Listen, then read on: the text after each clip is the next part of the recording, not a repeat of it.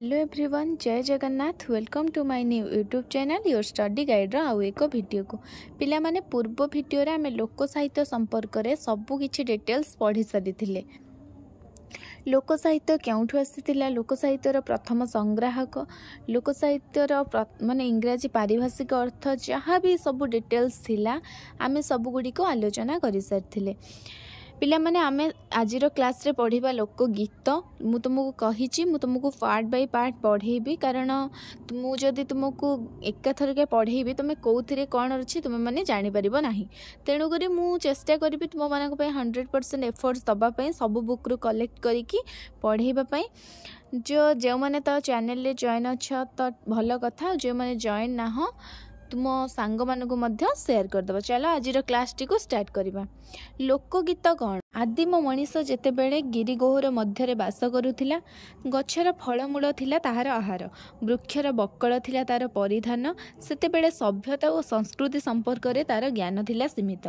मात्र से आरण्यक परिवेश, तार प्राकृतिक सुषमा, पुष्पर सुरभि निर्झरणीर कलकल नाद, विहंगीर कूजन, वर्षार रिमझिम शब्द, पत्रर मर्मर दिगंत विस्तारित सबुज अरण्यर शोभाराशि तार प्राण को से पुलकित करिथिला। ताहा नुहे बरं तार हृदय को आंदोलित और मथित करिथिला। सेथिबाई मानव कंठरु प्रथमे झरी जाइथिला निर्झर एक कवितार, ताहा ही हेउची लोकगीत। एई गीत को आमे जेतेबेले आमे कौन बुझिले गीतरु, जेतेबेले मनीष तार स्थिति जानिबा संभवपर नथिला। आगरु मनीष कौन करुथिला ना गिरी पर्वत रे वास करुथिला। सेतेबेले से कौन माने ज्ञान कौन, संस्कृति कौन, सभ्यता कौन, सेते पर्यंत तार ध्यान नथिला ना। से किछि जानिथिला ना कोनोसी ज्ञान ता मध्यरे थिला। एई जो परिवेश मध्यरु से जेतेबेले परिवेश मध्यरे बसवास करथुला, आमे मन जानले से केउंठी बसवास करथुला, सेडु माने प्राकृतिक परिवेश रु ही ता पाटी रे गोटे कविता बाहरी गला। माने से कविता जेतेबेले ता हृदय एई जो परिवेश देखि ता हृदयर अंतरगतिटा आंदोलित होई कोन हैला ना तार आवेगरु तार प्रतिध्वनि से सृष्टि कला कौन कविता। से ही आमर कौन है ना लोकगीतर सृष्टि होइथिला। एथिरो आमे कौन शिखिले? तेणु लोक साहित्य स्रष्टा प्रथमे गाइछि तापरे कहिछि। तेणु एई सब सृष्टि ही आमर लोकगीत सृष्टि होइथिला। लोकगीत ताहले कौन आमे माने भल भाबरे बुझी पारले, किंतु सबु गुडी को लोकगीत नुहे। लोकगीतर माने संज्ञा दबा पई जाई एबे तुमे नोट्स लिखिबा स्टार्ट करो। जे जो संज्ञा माने लोकगीत तो तुम माने जानिलो जे लोकगीतटा कोन केउठु आदिम कालरु ही माने लोक माने केतेबेले गिरि पर्वत रे वास करुथिला सेउठु ही लोकगीत सृष्टि होइथिला। तापरे आसिला लोकगीतर संज्ञा। लोकगीतर संज्ञा दबा पई कहले चक्रधर महापात्र कौन कहिथिले, मु तुमको पूर्व क्लास रे तो पढ़ेछि। ताहले एबे जेउ कविता मान एबे मध्य मुखे मुखे रही आसीछि, केबे हेले ग्रंथ भाबरे परिचित हेबार सुजोग लाभ करि नाही बा कोनोसी व्यक्ति द्वारा के अज्ञात कोण रे सृष्टि लाभ करि तार विचक्षण मोह करे से जन समाज रे कोणे कोणे प्रचलित होई सार्वजनीन होई परिछि, सेई मानको ही ग्राम्य गति बोली अभिहित। ए विषय रे के कहिले चक्रधर महापात्र। चलो पिला माने नोट्स काढी दियो, आ किछि किछि जे माने संज्ञा देइचंती सेगुडी को टिके टिके लिखि दियो। तापर कुंज बिहारी दास कौन कहिले लोकगीत जीवन रसर प्राचुर्य रे भरपूर, लोक साधारण कल्पना विलासी नुहे वास्तव रे पुजारी। कुंज बिहारी दास कौन कहिले जानी हैला। अध्यापक जेना पुणी कहिले पल्ली जीवनर सुख दुख पल्ली कविर अवलंबन, से सबको संबल करे से गीत रचना करे, से गीत कौनसी कागज रे छपा होई रहे नाही। के कहिले? अध्यापक जेना। ये लोकगीत संपर्क में विभिन्न प्रकार भिन्न भिन्न मत दे चलते। डॉक्टर दास पुणी कहिले लोकगीत प्राचीन पुणी चिर नवीन, जुगे जुगे बाहर रूपर घटान्तर घटिले भी प्राचीन धारा अक्षुण्ण रुहे।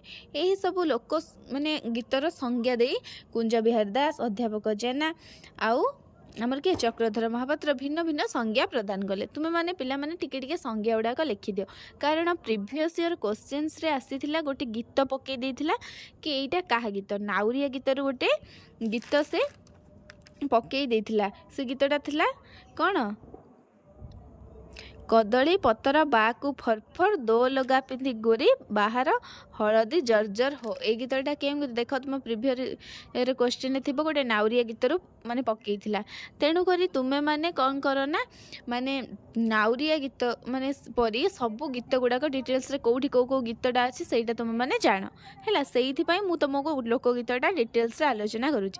चलो एवं तुम्हें मैंने नोट्स गुड़ी को रेडी कर।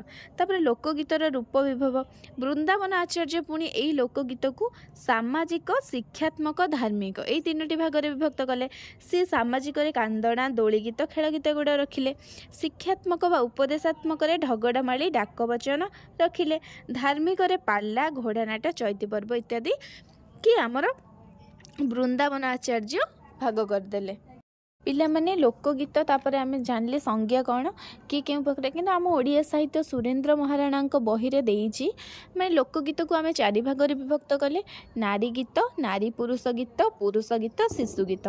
प्रथमे आम चलो नारी गीत रे जेते गुडे गीत अछि तुम माने मु जानिछि नारी गीत रे तुम माने बहुत किछि जानिथिबो जेमिति कि कांदणा गीत माने जानिथिबो जेते बेले कांदणा गीत माने बहुत कुमार पूर्णिमा रे जो गीत हुए कुमार पूर्णिमा गीत, ढगड़माली, रजदोली गीत, डालखाई गीत इत्यादि ये सब गुड़िक नारी प्रधान गीत। तेणु आम टिके नोट्रे आम सर्ट टाइप टिके लिखिदेव केउटा केउ केउ गीत माने कारण आम गीत गुड़ा डिटेल्स जानवर अच्छे तुम मैंने खाली हाइडिंग देव कौ गीत तुम लिख। नारी गीत रे देख कांदणा गीत तुम मैंने जानथिबो जेते बेले विवाह हैला बेले झियो जेते बेले बाप घर को छाड़ी तार शाशु घर को जाए सेते बेले गोटे करुण रस सृष्टि होता है। गीत रे प्रधान रस होचे करुण रस मन रखि था। यही समय जो गीतटा सृष्टि होता है सेटा हला कांदणा गीत। तापर आसिला हमर कांदणा गीत तो जानदेले। तापर आसिला कौन कांदणा गीत रे जहाँ आसो जमी तुम कर कांदणा गीत आसिले सर्ट टाइप तुम मैंने ऑटोमेटिकली जानीदेव जे एटा कांदणा गीत बेसी किसी डिटेल्स रे कहबा किसी दरकार नहीं। तापर देख ढगड़माली यह एक पद बा एकाधिक पद को नहीं गठित और प्रायश जतिपातमूलक ये टिके नोट्स रे लेख ढगड़माली हेडिंग कर लेख यह एक पद बा एकाधिक पद को नहीं गठित और प्रायश जतिपातमूलक। ढगड़माली गठन रीति समान मात्र ढग कौतुक संपूर्ण और परिहासपूर्ण हेले यह ढमाली नाम रे परिचित। ताहले ढग कौतुकपूर्ण और परिहास कौन हेले परिहासपूर्ण हेले कौन हैला एटा ढमाली नाम रे परिचित। ढगड़माली ओडिया भाषार मूलपिंड मात्र एगुड़ी को केतेक शिक्षित घृणा चक्षुरे देखती। गोपाल चंद्र प्रहराज कहती से देश में ढगड़माली को जो माने घृणा चक्षुरे देखती सेमानंकु भला पचारिले इतर मुहरु शुणिले बोली कौन चाणक्य को पासोरी पकाइले। ढगड़माली बहु शत वर्षर बहु पुरुषानुक्रमिक संचित मानव प्रकृति उपरे टीका ये आसी बाई महांती को पांजीरू एटा तुम मैंने टिके जो संज्ञाटा मन रखिदेव। आउ थे कहीदे देशर ढगड़माली को जो माने घृणा चक्षुरे देखती सेमानंकु भला पचारिले इतर मुहरु शुणिले बोली कौन चाणक्य को पासोरी पकाइले। ढगड़माली बहु शत वर्षर बहु पुरुषानुक्रमिक संचित मानव प्रकृति उपरे टीका एटा किए कहले गोपाल चंद्र प्रहराज। ढगड़माली आमे जानले विशेष किछि नाही ढग कौतुकपूर्ण संपूर्ण हेले ढमाली नाम रे परिचित एटा जानि पारले।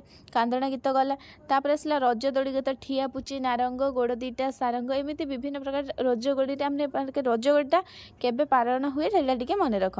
रज पर्व उत्कलर एक निजस्व पर्व मिथुन संक्रांति को धरी यह 4 दिन यही पर्व पालित हुए। तेणु रज पर्वटा केबे पालित हुए मन रखिला मिथुन संक्रांति को धरी मिथुन संक्रांति को मिसाई यही पर्व 4 दिन पालित होता है। रज पर्व रे जहाँ आसो तुम मैंने कर। तापर डालखाई हूँ आश्विन मासरे दुर्गाष्टमी दिन डालखाई गीत नृत्य होता है। ताले डालखाई केबे हुए आश्विन मासरे दुर्गाष्टमी दिन डालखाई गीत बाजी थाए। सबु गीतर शेष आरंभ डालखाई बोली कह जाए तुम जानी। तापर आसला पुरुष गीत बा कर्ममूलक गीत। पुरुष गीत कर्ममूलक गीत मोस्ट इम्पोर्टाट। यही पुरुष गीत जो नाउरिया गीत रू ही आमर आसीला कौन से जो कोटेशनटा ही आसीथिला। तेणुकरी तुमे माने सब गीत गुड़ी को मन रख। पुरुष कृषक गीत, पुरुष गीतर प्रथम आसिला कृषक गीत। कृषि कार्य करने समय कृषक निजर शारीरिक क्लांति को किछि समय भूली जाबा पई डह डह खरा और वर्षा रे संगीत तर झंकार मेलाई थाए। जेतेबेले तार माने कर्ममूलक जीवन रे माने क्लांति घटाइबा से कर्ममूलक जीवन क्लांति टिके अनुभव करने से गीतटी को गाई थाए। से गीतटे कहूँ देख, रामर भारीजा नीलावती राणी लाभ कलसी रे बहुथिले पानी आर्घ्य बंदाइले जोशोदा गंगारू नीरह आणीह। एटा हूँ आमर रहिला कृषक गीत। फास्ट कथा राम जेते तुम देखिबो सेटा हूँ कृषक गीत रे तुम माने मारिदब है, कारण तार जेतेकड़ा भी गीत अच्छी सब राम लक्ष्मण एमती ही गीत अच्छी। तापर आसिला सुआरी डाक गीत। सब अंडरलाइन करूथबो केउंटा केउ केउ गीत। सुआरी डाक गीत कौन आसिला? ओडिशार सामाजिक और सांस्कृतिक जीवनर सुआरीर भूमिका गुरुत्वपूर्ण। देखिथिबो विशेष भाव में विवाह समय एवं विवाह पर कन्या तार बाप घर को शाशु घर को आसवा समय सवारी ही एकमात्र परिवहनर माध्यम होता है। साधारणतः 4 जन व्यक्ति यह बहन करी दूरपथ अतिक्रम करथांती। से समय सेमानंकर क्लांति अवसर पाइबा सेमाने मध्य जो गीतटा आलोचना करा जाय थाए सेटा मध्य सुआरी गीत। हुमुरा भाइल खबर करिल दबर दाड़िल धीरा गढ़ी बुल कोइली अखाल मलासुर पुओ दियर लेखालो बालेश्वर गुंडी पानरे दबुल। एमती हूँ एटा हूँ कौन सुआरी गीत। जदि सुआरी गीत आसला तुम मैंने मारदेव। तापर सगड़िया गीत। दूर को सुंदरत पर्वतमाल गाँ को सुंदरत नीतिया गुआताल बंधु को सुंदरत दिशई दूर बाट सिंधु को सुंदरत लहड़ा भंगाहाट सभा को सुंदरत प्रधान सान भाई गोठ को सुंदरत दुहालिया गाई। यही हूँ आमर सगड़िया गीत। सगड़िया भाई सगड़ बुहारू किकी सुख पाई काठी मरा भात लुण घेनी खाई। यहीपरि प्रकार सगड़िया गीत मैं जितेबाला शगड़ आगु कौन कर्मक्रांत जीवन में समस्ते जावासिया करने शगड़े ही व्यवहार करुले। से समय शगड़र यही गीतटी सुंदर भाव में आलोचित होइछि। पर आसला कौन नाउरिया गीत। मु तो कही नाउरिया गीत रे गोटे कोटेशन देइथिला पचारि यहाँ कहा गीत। तेणुक तुम्हें मैंने सबू गीतर कोटेशन मु तो जहाँ देवी दौची आउ जो तुम मैंने कौटी पाउच सेगुड़ी को भी नोट्स करके लिखिदे।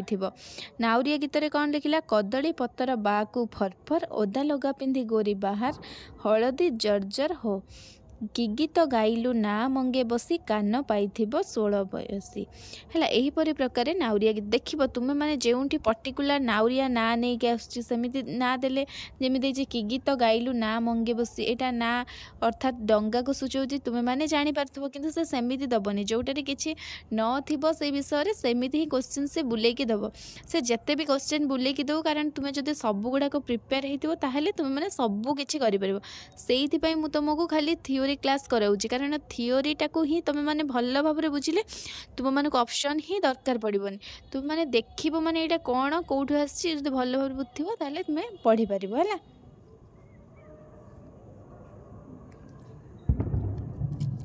तापर आसला चकुलिया पंडा गीत। यही प्रकार गीत यहाँ कौटू आसी चकुलिया पंडा केउ गोत्री होता यही सब क्वेश्चंस आसे तुम माने जल्दी जल्दी माने नोट्स रे लिखि दियो। चकुलिया पंडा गीत। चकुलिया पंडा मान अमावास्या पूर्णमी एकादशी संक्रांति ग्रहण आदि विशिष्ट तिथि मानकरे दांडरे भिक्षा ग्रहण करिथांती। ताल जानि पारलो चकुलिया पंडा केबे भिक्षा ग्रहण करंती? चकुलिया पंडा काश्यप गोत्री होइथांती। एमाने कोन करंती? मुष्टि मिख्या माने भिक्षा नेला बळी से माने भिक्षा नियंती माने एमाने गोटे दाता भाव में भिक्षा तांकु दान करा जाए, तांकु केही भी भिकारी भाव में आख्या देई न थांती। ताहले चकुलिया पंडा केउ गोत्री रे? मन रख मोस्ट इम्पोर्टेंट काश्यप गोत्री।